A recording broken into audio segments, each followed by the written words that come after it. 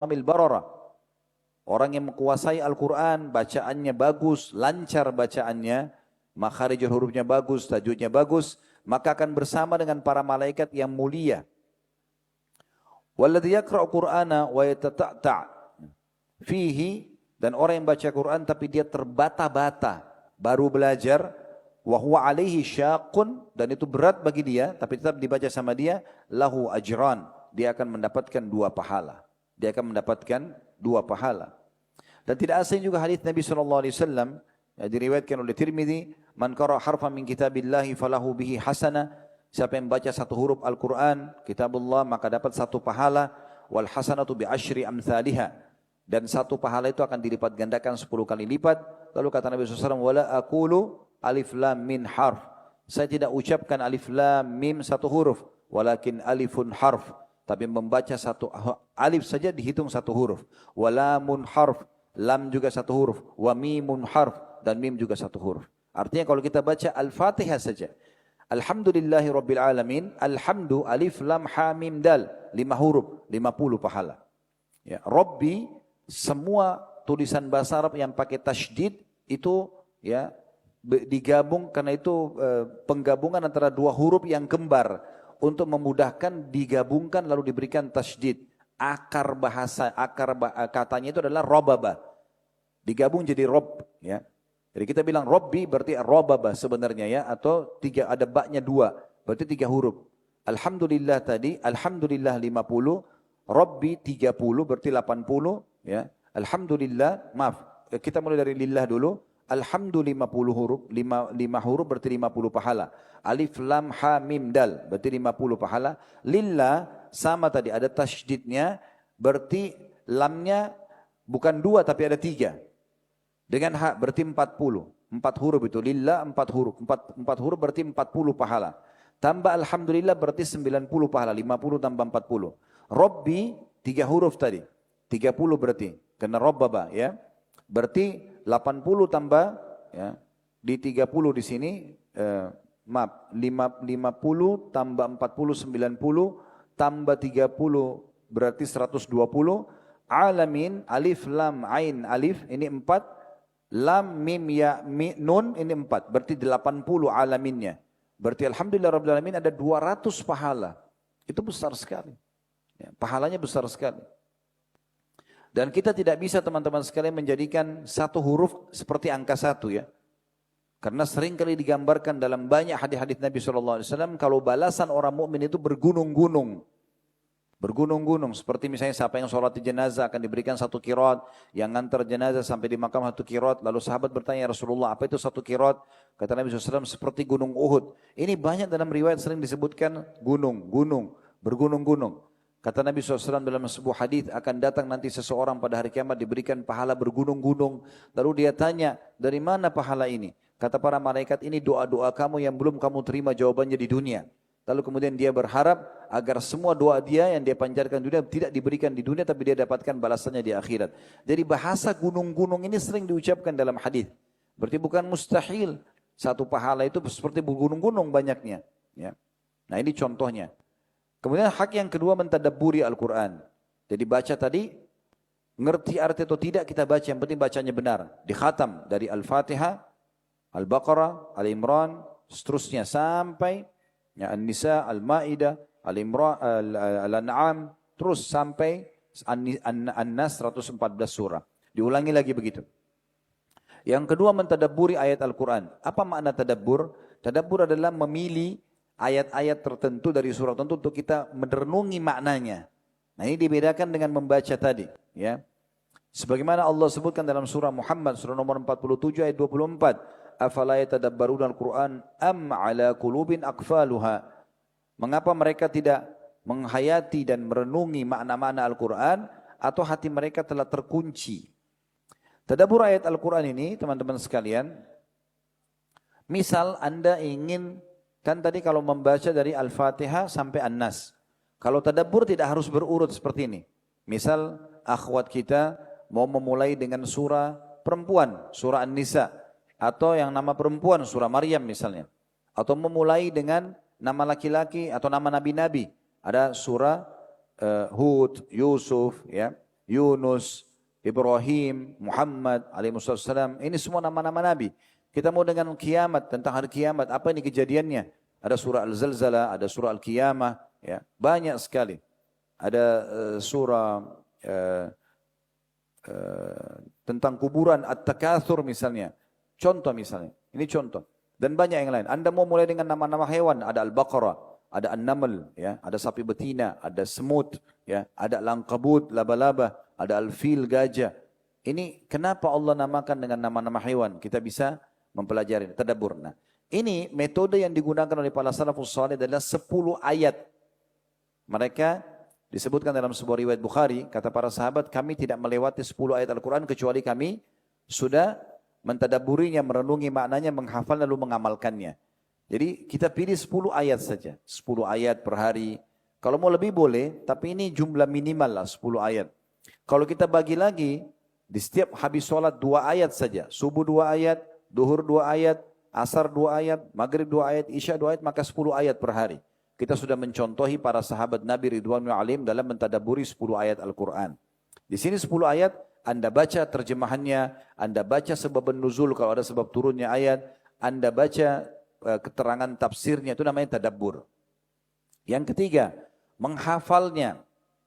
Dan ini sama pentingnya dengan orang-orang yang tadi membaca juga dengan mentadabburinya. Kalau metode menghafal yang paling ringan, tentu teman-teman sudah tahu metode berbagai macam metode, tapi yang dari kami adalah mirip dengan tadabbur, lebih simpel begitu. Mulai saja dengan 10 ayat per hari, 10 ayat saja.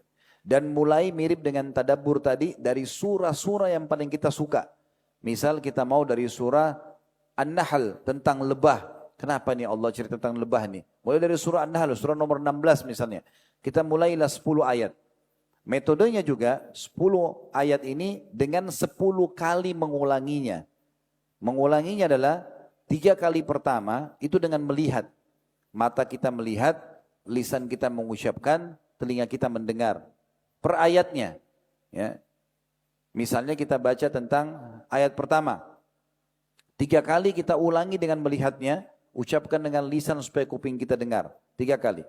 Yang keempatnya ulangi tanpa melihat. Kemudian 5, 6, 7 ya, kita ulangi lagi dengan tidak melihatnya. Maaf, ya, dengan melihatnya. Jadi 1, 2, 3, pertama kita ulangi 1 ayat dengan melihatnya. Lisan kita ucapkan supaya telinga dengar. Karena mata ini kamera tercanggih di dunia, bisa merekam dengan cepat, ya. Telinga juga bisa merekam dengan cepat. Lisan kita tinggal mengucapkan saja. 1, 2, 3 dengan melihat, yang keempatnya jangan melihat, ulangi ayat tadi itu. Asal di 3 pertama niat ingin menghafal. 5, 6, 7 ulangi lagi dengan melihat.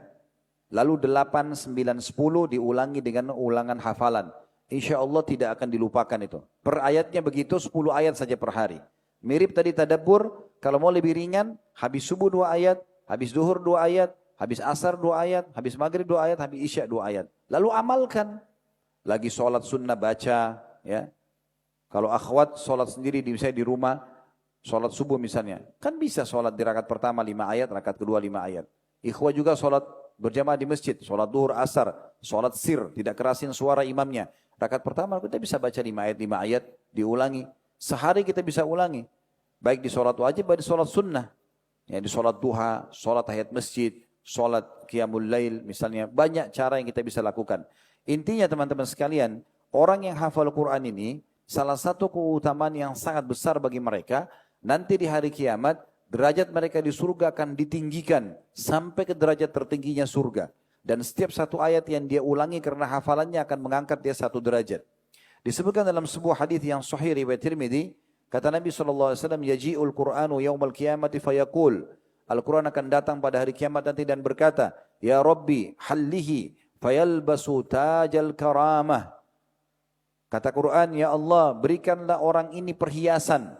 Lalu Allah berikan seorang hafidh Quran mahkota kemuliaan. Thumma yaqul, lalu Al-Quran berkata lagi, ya Rabbi, wahai Tuhanku, zidhu, tambahkan buat dia. Fayulbasu hullatal karama, lalu kemudian dia ditambahkan lagi mahkota kemuliaan. Jadi diberikan mahkota yang mengeluarkan cahaya yang sangat terang. Tsumma yaqul, kemudian Al-Quran berkata lagi, Ya Rabbi, irda anhu, fayarda anhu. Maka Al-Quran mengatakan, Ya Allah ridho kepadanya. Makna ridho jangan pernah marah pada orang ini. Jangan pernah hukum. Maka Allah pun ridho kepadanya. Fayuqal, lalu dikatakan terakhirnya kepada penghafal Al-Quran tersebut, Iqra warqa wa tuzadu bi kulli ayatin hasana. Bacalah dan naiklah selalu. Setiap ayat kamu akan diangkat 1 derajat dan juga akan ditambah lagi 1 pahala yang akan meninggikan derajat dia. Jadi memang ini luar biasa. Ini hafalan. Yang keempat yang terakhir hafalan adalah mengamalkan isinya. Mengamalkan isinya. Jadi kita praktekin isi Al-Quran, bukan hanya sekedar tahu baca, hafal, tapi tidak mengamalkan isinya. Dan ini dicontohkan oleh Nabi SAW, cukuplah perkataan Aisyah radhiyallahu anha dalam hadis riwayat Ahmad, waktu ditanya, kaifa kana khuluqun Nabi SAW, bagaimana sikap, karakter, kebiasaan Nabi SAW, beliau mengatakan, akhlaknya Nabi adalah Al-Quran. Artinya, perilaku sehari-hari itu seperti Al-Quran. Semua isi Al-Quran diamalkan dalam hidupnya. Halalnya Al-Quran halal bagi dia, haramnya yang diharamkan dalam Al-Quran haram juga bagi dia. Ini yang pertama. Yang kedua, keutamaan Ramadan adalah selain bulan Al-Quran di mana memang saatnya kita belajar Al-Quran, kita tekuni, kita renungi, kita hafal, amalkan isinya. Dia adalah bulan untuk amalan terbaik atau puasa. Ini yang sedang kita kerjakan sekarang teman-teman sekalian, puasa. Sedikit sabar menahan lapar dan haus dari sahur, dari azan subuh sampai azan maghrib. Ini adalah amal yang paling besar pahalanya. Tidak pernah ada amalan ibadah apapun yang mengalahkan pahala atau nilai daripada pahala puasa. Renungi hadis Nabi SAW, diriwayatkan oleh Imam Muslim. Kullu amal ibn Adam yudha'afu al-hasanatu 10 amsalha ila 700 di'fin. Ya. Semua amal ibadahnya anak Adam, khususnya selain puasa ya, ditentukan pahalanya 10 kali lipat sampai 700 kali lipat. Qala Allah Azza wa Jal illa as-saum. Lalu Allah yang Maha Mulia dan Maha Tinggi berkata kecuali puasa. Fa innahu li wa ana ajzi bihi. Karena dia milikku dan aku yang balas langsung. Artinya semua amal ibadah, mau salat, mau zakat, mau haji umrah, semua sudah ditentukan kadar pahalanya kecuali puasa. Ada alasannya, kata Allah Subhanahu wa taala, kecuali puasa karena dia milikku. Wa ana ajzi bihi, aku akan balas secara langsung. Alasannya yadha'u syahwata wa ta'amu min ajli. Karena dia meninggalkan syahwatnya dan juga makanannya karena aku. Jadi ini ibadah yang sangat luar biasa yang kita sedang lakukan. Ya. Dan teman-teman sekalian, sebagaimana tadi saya sudah singgung, puasa adalah masa training kesehatan. Masa training kesehatan. Anda bukan sedang disiksa. Anda sedang melalui proses training, ya, terapi kesehatan. Yang ketiga, Ramadan adalah bulan pengampunan, dibersihkan dosa-dosa dan kesalahan kita. Bulan pemutihan. Hadis yang masyhur riwayat Bukhari Muslim, di mana Nabi SAW mengatakan, Man shama Ramadhana imanan wa ihtisaba. Siapa yang berpuasa Ramadan dengan 2 syarat, karena keimanan, yakin itu perintah Allah, dan mengharapkan pahalanya, ghufira lahu ma taqaddama min dzambi, dibersihkan dosanya yang lalu. Bersih semuanya. Dan ini keutamaan yang luar biasa gitu. Yang keempat, dia adalah bulan penuh dengan berkah dan rahmat. Maksudnya semua serba Allah cukupi. Tadi sudah saya singgung di pembukaan kita, sedikit makan ya, kurma, sedikit minum sudah cukup kenyang ya. Begitu juga dengan sahur. Maka ini keberkahan. Waktu kita penuh dengan berkah karena semuanya waktunya panjang, kita leluasa untuk mengerjakan ketaatan ya. Dan itu disebutkan dalam sebuah hadis Nabi SAW, dan ini diriwayatkan oleh An-Nasai, idza jaa Ramadhanu futihat abwabur rahmah. Kalau tiba Ramadan dibuka semua pintu-pintu kasih sayang dan rahmat. Wa ghullikat abwabu jahannam, dan ditutup semua pintu-pintu neraka. Bisa bermakna rahmat tadi, rahmat Allah, bisa bermakna juga surga. Wa sullilatis syayatin, dan dibelenggu semua syaitan-syaitan. Ini juga sudah kita singgung tadi di pembukaan ya. Kemudian yang kelima, dibuka semua pintu surga dan ditutup semua pintu neraka. Tadi juga sudah kita singgung ini ya. Dibuka pendaftaran secara resmi Bapak Ibu sekalian. Ya. Wahai saudaraku sekalian, dibuka pendaftaran sekarang. Ini hari kedua pendaftaran. Masuk surga dan menghapus nama kita dari api neraka. Tadi sudah kita sebutkan hadisnya. Ya. fihi tuftahu abwabul jannah, dibuka pada Ramadan pintu-pintu surga, wa yughlaqu fi abwabul jahim, dan ditutup pintu-pintu neraka. Ini luar biasa. Kemudian tentu surga ini, sedikit saya kasih gambaran, dia adalah tempat abadi ya, dan kenikmatan abadi. Tidak ada orang walaupun dia belum lihat surga ditanya mau masuk surga dia mengatakan tidak. Walaupun dia belum lihat. Karena memang Allah janjikan surga itu semua kenikmatan. Cukup beberapa hadis saya sebutkan. Di antaranya hadis sahih riwayat Ahmad, kata Nabi SAW, siapa yang masuk surga tidak akan pernah habis masa mudanya. Tidak ada umur tua. Semuanya 33 tahun. Walaupun yang mati bayi, yang meninggal ya atau mati di umur 100 tahun tetap dimandikan 33 tahun. Kemudian tidak akan rapuh bajunya, tidak akan pernah lagi sakit, tidak beringus, tidak meludah, dan juga tidak ada buang air besar dan buang air kecil. Semua makanan dan minuman yang tidak dibutuhkan oleh tubuhnya keluar dalam bentuk keringat yang lebih wangi dari bau kasturi. Surga luar biasa. Kata Nabi SAW, akan didatangkan orang yang paling menderita di dunia, tapi dari ahli surga. Orang miskin sekali, dari lahir sudah miskin, gak punya sendal, gak punya baju kecuali di badan, selalu ngemis makanan orang. Tapi orang mukmin ahli surga, beribadah selama dia hidup. Akan didatangkan hari kiamat orang yang paling susah, lalu dicelupkan satu celupan ke surga, dikeluarkan. Satu celupan dikeluarkan, ditanya, kau pernah menderita gak selama ini? Pernah gak kau lalui masa-masa sulit? Dia mengatakan, demi Allah tidak pernah. Ini luar biasa. Berarti kenikmatan yang luar biasa. Kata Imam Ahmad rahimahullah, ketentraman dan kebahagiaan seorang mukmin justru pada saat kakinya sudah menginjakkan surga. Dan ingat, surga sangat dekat dengan kita. Kata Nabi SAW, surga lebih dekat kepada kalian daripada tali sendal kalian sendiri. Karena tinggal lakukan ketaatan, meninggal masuk surga. Selesai. Sebagaimana juga Nabi SAW mengatakan, dan ketahuilah, sesungguhnya neraka lebih dekat dengan kalian daripada tali sendal kalian.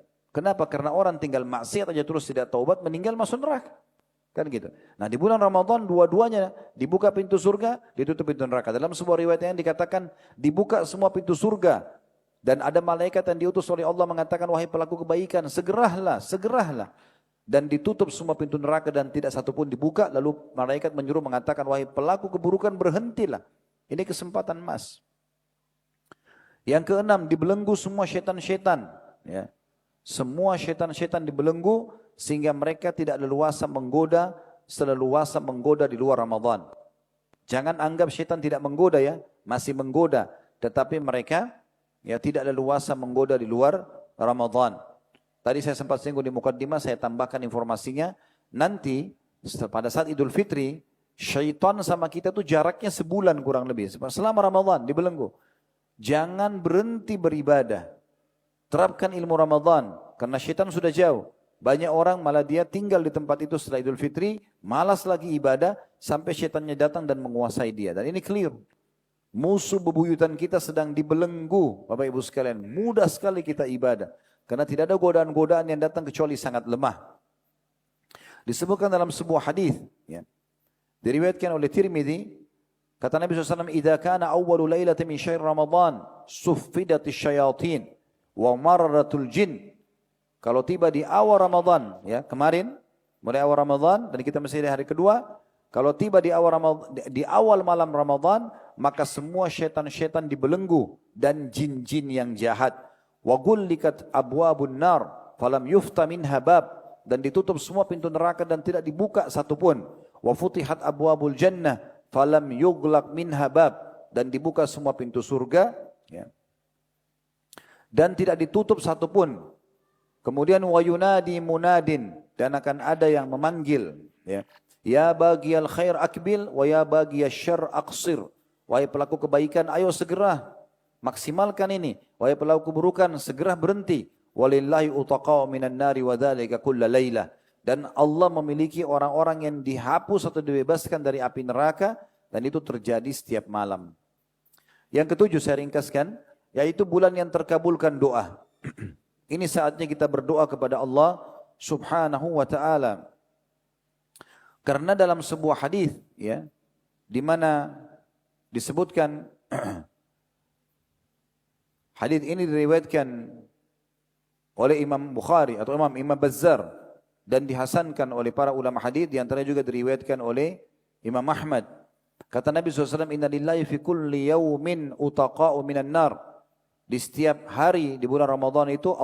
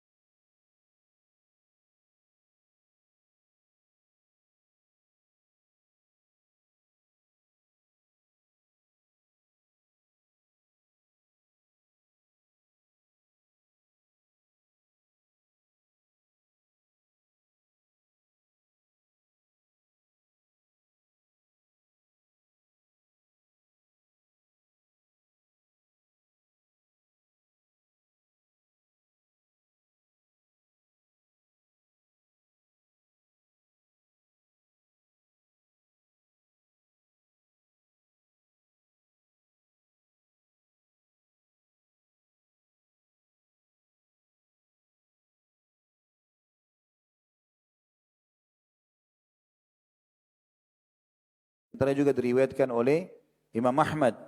Kata Nabi SAW, Inna lillahi fi kulli yawmin utaqa'u minan nar. Di setiap hari di bulan Ramadan itu,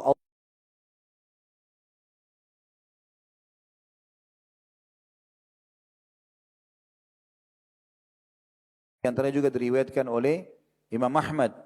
Kata Nabi SAW, Inna lillahi fi kulli yawmin utaqa'u minan nar. Di setiap hari di bulan Ramadan itu,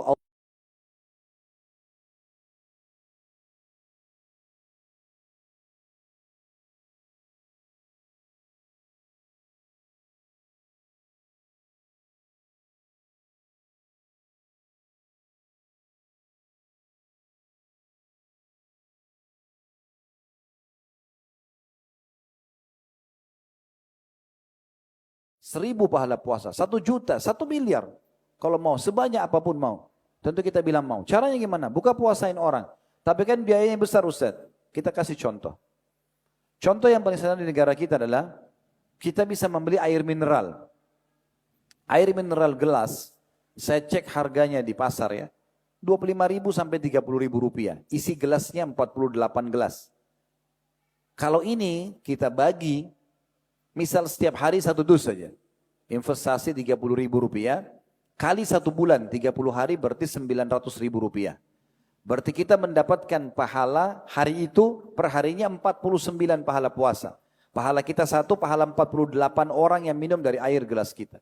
Kenapa kita tidak lakukan ini?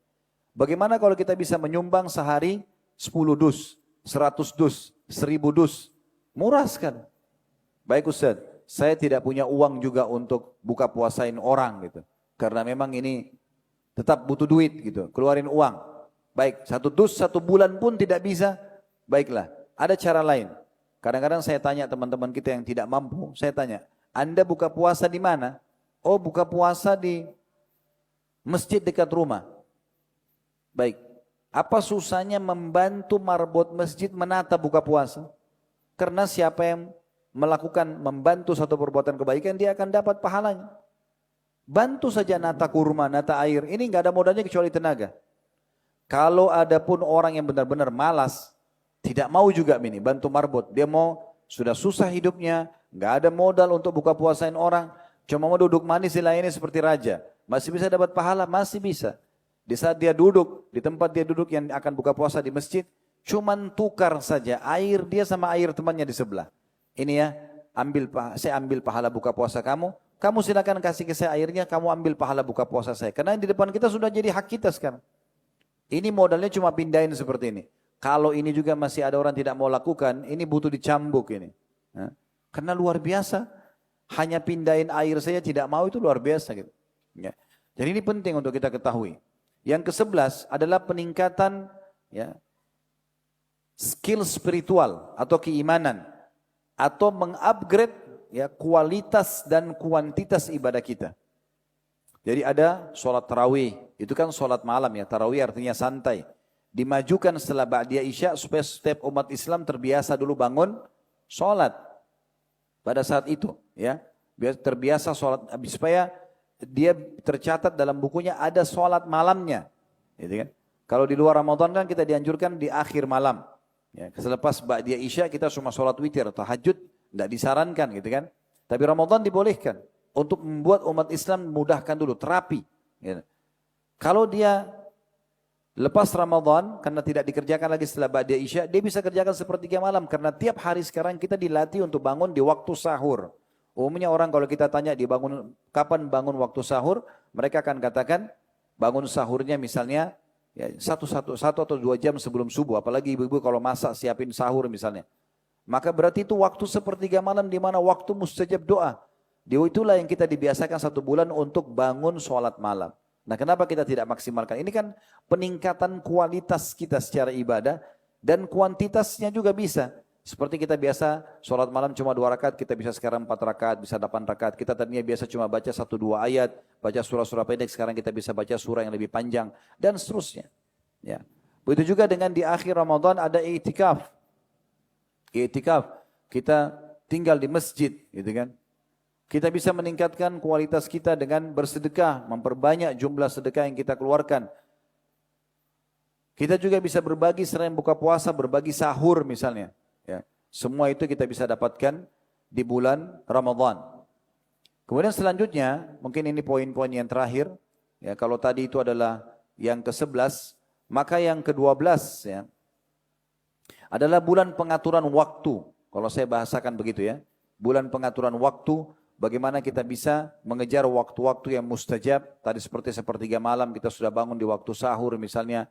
Kita bisa mengatur waktu dan pola makan kita. Yang ke-13 adalah bulan peredam syahwat. Ya. Kalau pada yang halal saja, makan dan minum halal.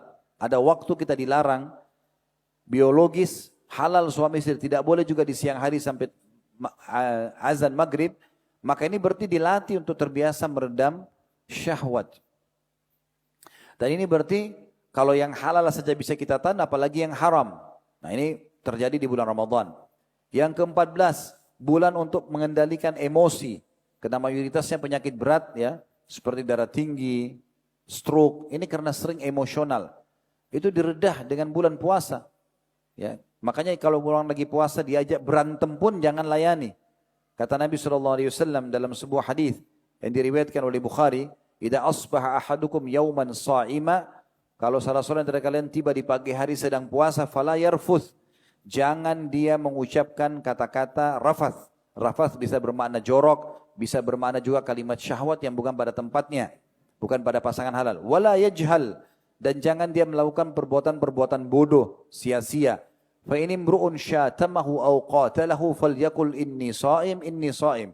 Kalau ada yang ajak dia bertengkar atau mencaci maki dia, maka sebaiknya dia mengatakan saya sedang puasa, saya sedang puasa. Maksudnya apa? Saya sedang ikuti pelatihan puasa. Ya, saya sedang mengikuti pelatihan puasa. Yang ke-15 adalah bulan pembentukan kepedulian. Ya, baik dengan sedekah buka puasain orang tadi, dan juga ada di akhir Ramadan nanti di Idul Fitri, kita ada pengeluaran zakat fitrah. Selain pembersihan dosa-dosa kita dan kesalahan dan kelalaian di bulan Ramadan, juga ini bentuk kepedulian supaya kita mengenyangkan dan memberikan makanan yang layak untuk orang-orang miskin. Kata Nabi SAW dalam sebuah hadis riwayat Abu Dawud, farada Rasulullah sallallahu alaihi wasallam, dikatakan Ibnu Abbas berkata radhiyallahu anhu, farada Rasulullah sallallahu alaihi wasallam zakat al-fitr. Rasulullah SAW memfaridahkan atau memerintahkan zakat fitrah, ya, dari makanan pokok kita keluarkan, tuhratun lis-shaimi minal lagwi war rafathi, karena dia akan menjadi pembersihan bagi orang yang berpuasa dari ya hal yang sia-sia dan kata-kata yang tidak benar. Dan juga tu'matan lil masakin, memberikan makan kepada orang-orang miskin, berikan kepedulian kepada mereka. Man addaha qabla sholati fahiya zakatun maqbulah. Siapa yang mengeluarkan zakat fitrah sebelum salat Idul Fitri, maka dia akan diterima sebagai zakat yang fitrah atau zakat yang diterima. Wa man addaha ba'da sholati fahiya shadaqatun minas shadaqat. Siapa yang keluarkan setelah salat Idul Fitri, berarti terhitung dia seperti mengeluarkan sedekah secara umum saja.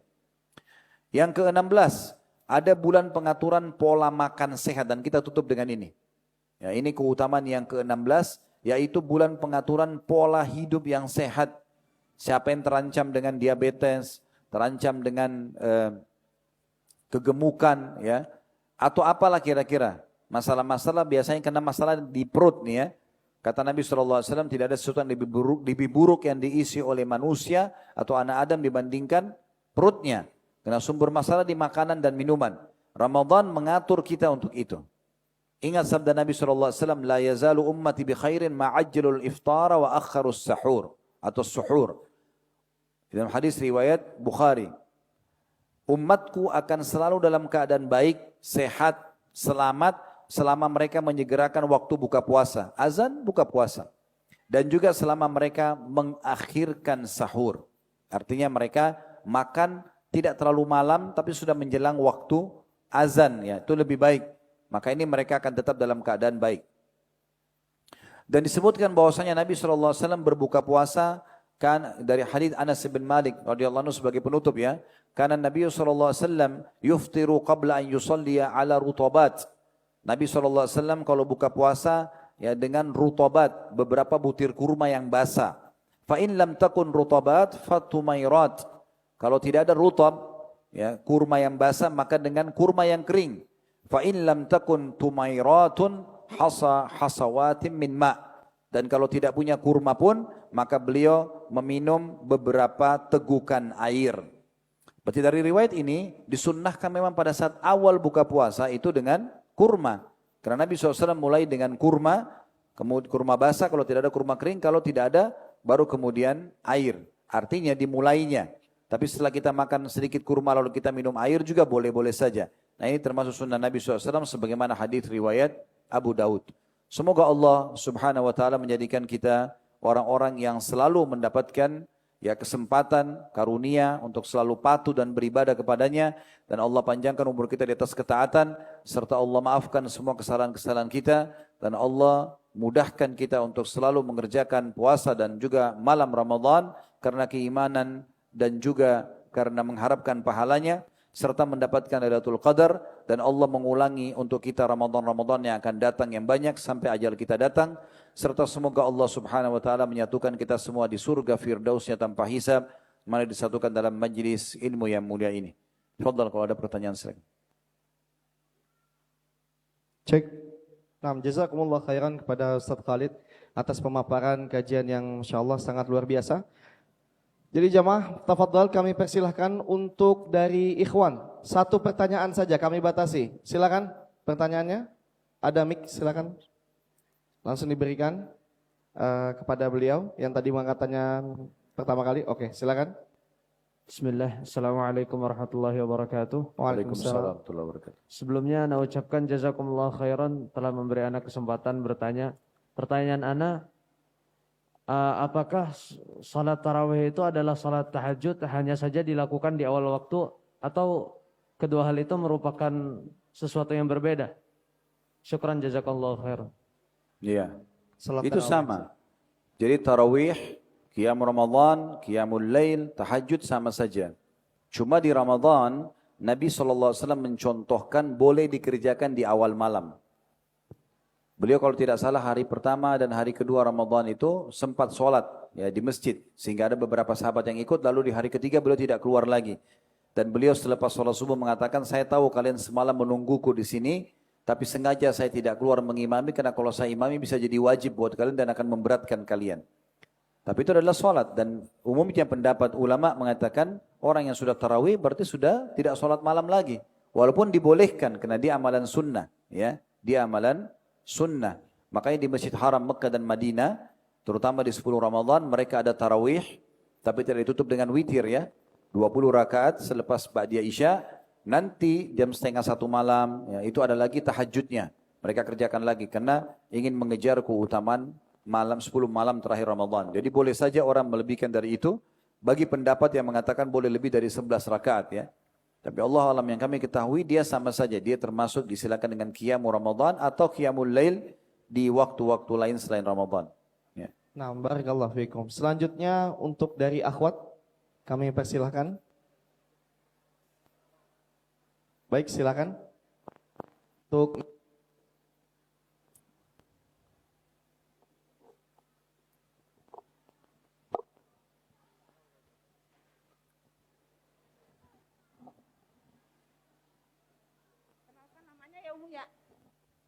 Bismillahirrahmanirrahim. Assalamualaikum warahmatullahi wabarakatuh. Waalaikumsalam warahmatullahi wabarakatuh. Ustadz, nama saya Bu Astri Ummu Nailah. Saya mau bertanya, apakah benar kalau misalnya puasa itu untuk Allah Subhanahu wa taala, nanti ketika di hari penghisab atau hari yaumil akhir, itu puasa tidak ditukar dengan dosa-dosa kita kepada orang lain?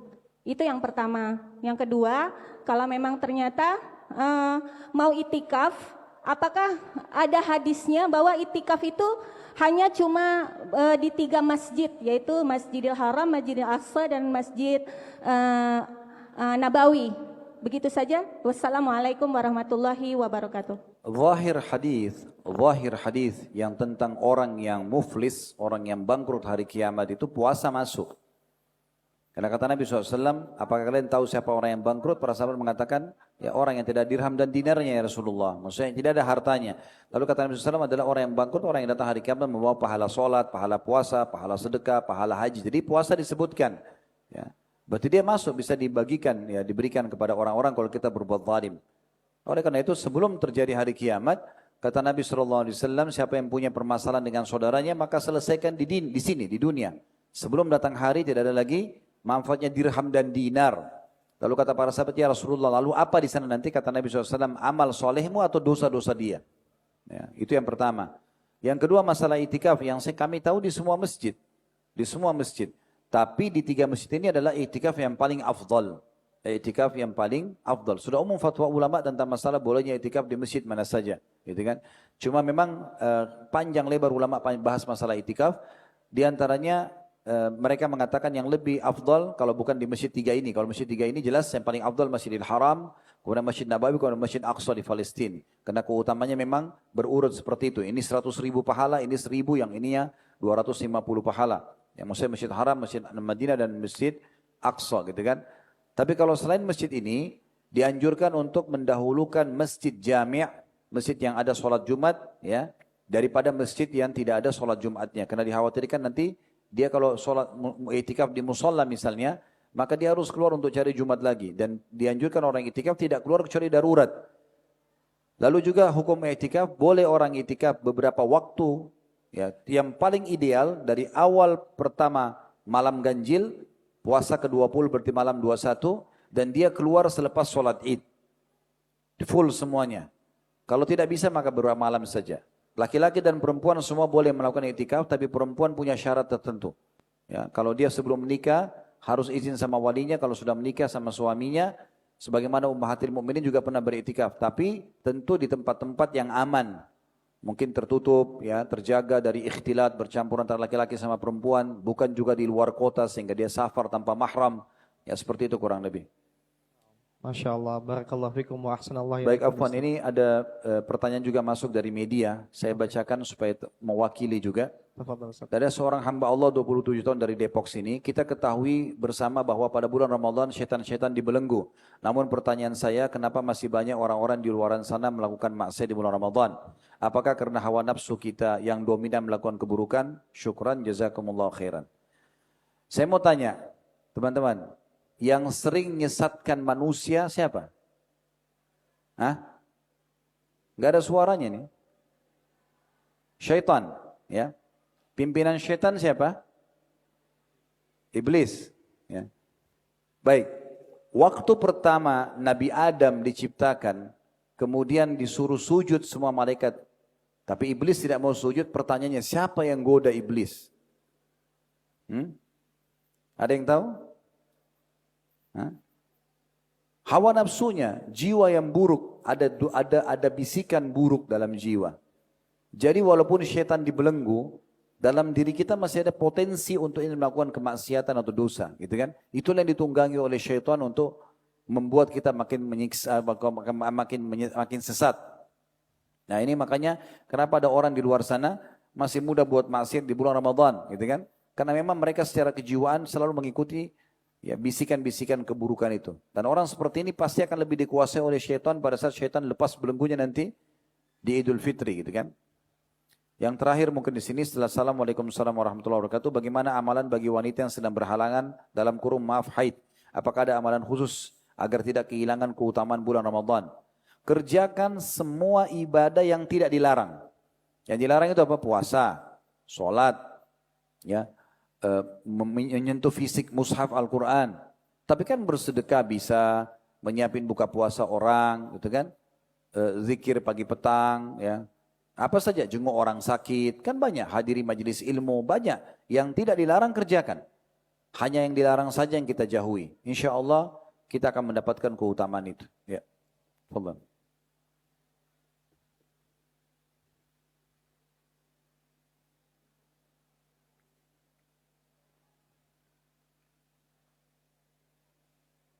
Cek. Oke. Ustaz, ini masih ada sekitar 5 menit lagi. Ustaz, bisa memberikan satu pertanyaan Ustaz untuk santri ikhwan dan banat insyaallah. Tafadhol Ustaz. Pertanyaan dari antum seputar kajian antum tadi. Oh gitu. Nanti yang bisa menjawab insyaallah akan dapat hadiah Ustaz.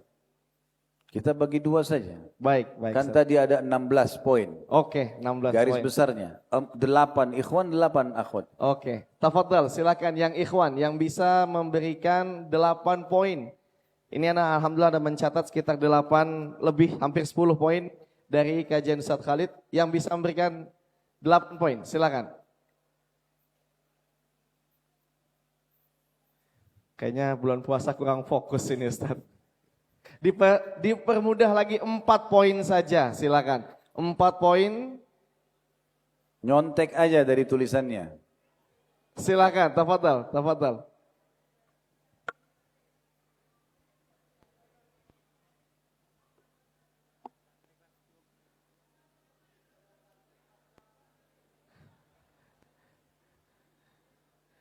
Silakan, silakan. Boleh, ustadznya juga boleh lah. Ustadznya juga boleh. Silakan Ustadz.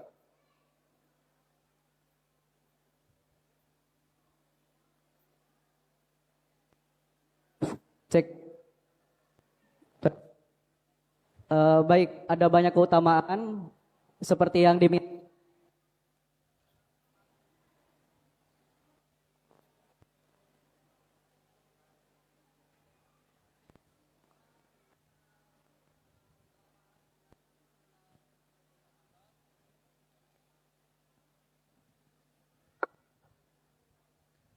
Yang pertama, bulan Ramadan adalah bulan Al-Quran. Bulan Ramadan adalah bulan pengampunan. Bulan Ramadan adalah bulan dibelenggunya setan-setan. Bulan Ramadan adalah bulan dilipat gandakannya pahala dan diampuni dosa-dosa. Baik. 4 ya.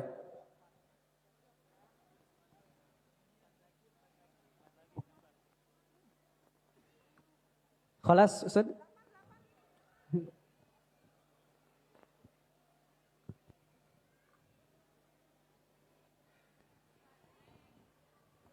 Harusnya kalau Ustadz Al-Wafi ngasihnya 18 tadi atau 16 ya. Silakan yang akhwat. Santriwati. Silakan 4 saja. Poin-poin penting yang dicatat tadi. Ini masih ada yang Anda catat, ada 6 yang belum. Silakan.